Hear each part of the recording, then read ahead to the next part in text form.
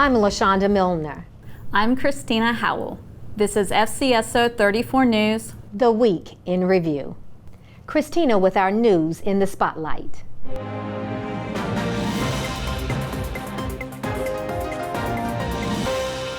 On Tuesday, we conducted Operation Hammer Phase 2, our second sex offender address verification operation of this year. Fcso investigators were assisted by our Tactical High-Risk Apprehension Team, our task force officers, as well as the U.S. Marshals Service on this operation. Phase 2 focused on the offenders living in Kernersville, Walkertown, Rural Hall, Louisville, and Clemens. A total of 109 addresses were checked, and so far, 3 investigations have been opened. There are currently approximately 700 registered sex offenders here in Forsyth County. Our investigators assigned to the Sex Offender Registry Unit verify that our offenders comply with their obligations and restrictions. If they find violations, they present cases on the offenders directly to the Forsyth County District Attorney's Office. On Wednesday night, we received a call for service in the Clemens area regarding an attempted auto break-in. Deputies responded and were able to locate and detain 3 individuals. These individuals had a car that was full of what appeared to be stolen goods. Deputies canvassed the area and were able to locate 9 other vehicles that had been entered and ransacked. The 3 individuals were each charged with 4 counts of felony breaking and entering and 1 count of misdemeanor attempted breaking and entering. Additional charges may be forthcoming as the investigation continues. The suspect's vehicle was seized due to it being used in the commission of a felony. Again, we urge you, keep what's yours, lock your doors. Join us in congratulating our newest class of detention officers for completing the Detention Officer Certification course. Sheriff Standards requires that detention officers complete this certification within 1 year of initial employment. Our DOCC course consists of 184 hours of instruction, which covers a multitude of subjects, including subject control and arrest technique, ethics, transportation, supervision and management of inmates, suicide and crisis management, and fire emergencies. Each of the detention officers in this class did an outstanding job and will continue to be a vital asset to the Fcso family. We are collaborating with City Lights Ministry on their Floor to Bed initiative. This outreach utilizes community volunteers to build bunk beds out of 2x4s for children who do not have beds. Fcso family have assisted with both building and delivering beds to families in need. If you and your group are interested in participating in this meaningful outreach, please contact City Lights Ministry for more information. This week, we also received a report of an individual who was scammed. An elderly woman was called by her grandson, who had been arrested and was in immediate need of $10,000 cash to pay his bond. These scams are common, and they usually focus on elderly people.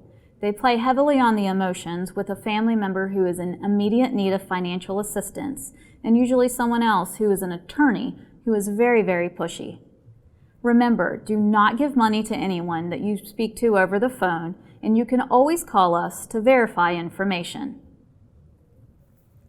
You may have noticed that some of our deputies are sporting a new look this month. We raised $4,279.76 to donate to the American Cancer Society from Fcso family members participating in No Shave November. On Sunday, community leaders came together to dedicate the playground at Piedmont Park Homes.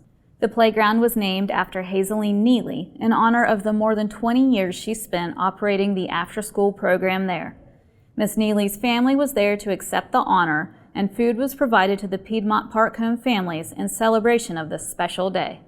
The Thanksgiving holiday centers around families gathering together to share a meal. While this year's holiday celebrations will be different in terms of who may gather, for many families, the challenge is now putting food on the table. Each year, Deputy Wire participates in an annual Thanksgiving fundraiser. He competes against his teammates from Psi Unison Fitness. They raise money to purchase food, and then they donate that food to local food banks and food pantries. Deputy Wire raised $6,895 from friends, Fcso family, and the community. He was assisted with the shopping by deputies from David Platoon, Baker Platoon, Investigative Services, School Resource, Court Security, and Community Policing.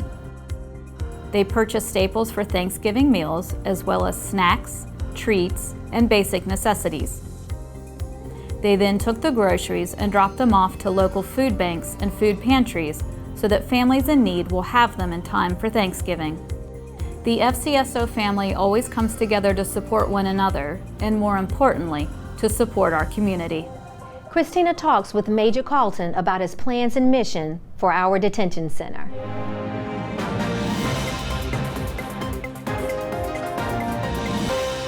I had the pleasure of sitting down with the newest addition to our Fcso family, Major Rich Carlton, our Detention Bureau Commander.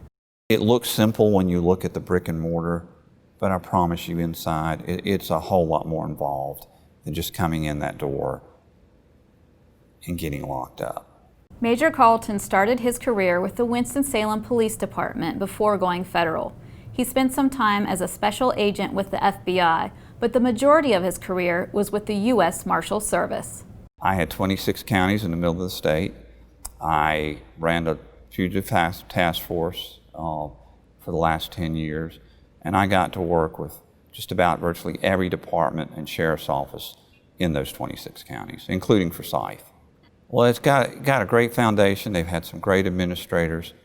This sheriff is very passionate about treating everybody fairly and making the quality of life for both the residents and the employees better. And so when he asked me to come to work here, that was his goal, and I share that with him.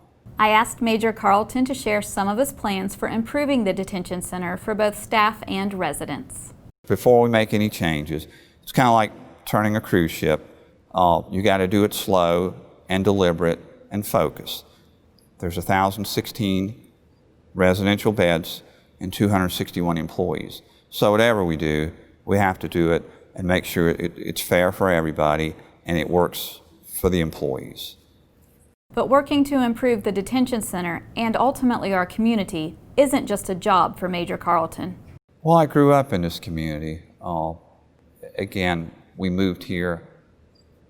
I was in a military family, and so I attended public school here.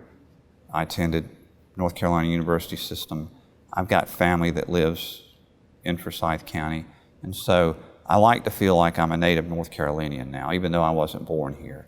So my interest is here in Forsyth County. I want to make the quality of life better for everybody, including my family. So if we can do that and affect some small changes over here, then let's do it. And the sheriff's very community-oriented. I'm the same way, very community-oriented.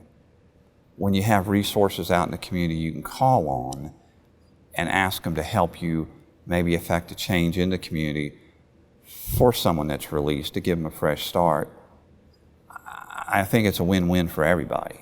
I asked Major Carlton to be candid about his first few weeks as part of the Fcso family.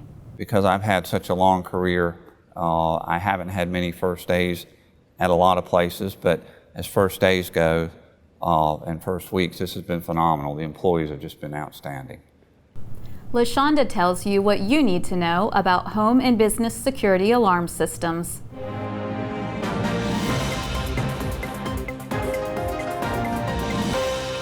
Having a home or business alarm system is an effective way to prevent crime, protect your property, and save lives. But what happens when your home or business alarm is triggered? From the time the alarm sounds to the time law enforcement shows up, a lot can happen. Once your security company verifies the alarm, they notify us. The verified alarm is classified as a high priority call, with response time in minutes, not hours. This Code 1 call requires lights, sirens, and speed. The vast majority of alarm calls that we respond to turn out to be false alarms. If you don't answer your phone when the security company calls, the company dispatches to law enforcement. When we respond to false alarms, it drains resources that could be going to other crime prevention and community safety efforts. We need your help. Here are ways to help prevent false alarm calls. Make sure everyone is familiar with the security codes and alarm system. Alert house guests that you have an alarm system. Routinely inspect your cameras and other equipment and replace batteries regularly. Working together to reduce false alarms will ensure that our community stays safe and secure. Corporal Moore connects us with our community.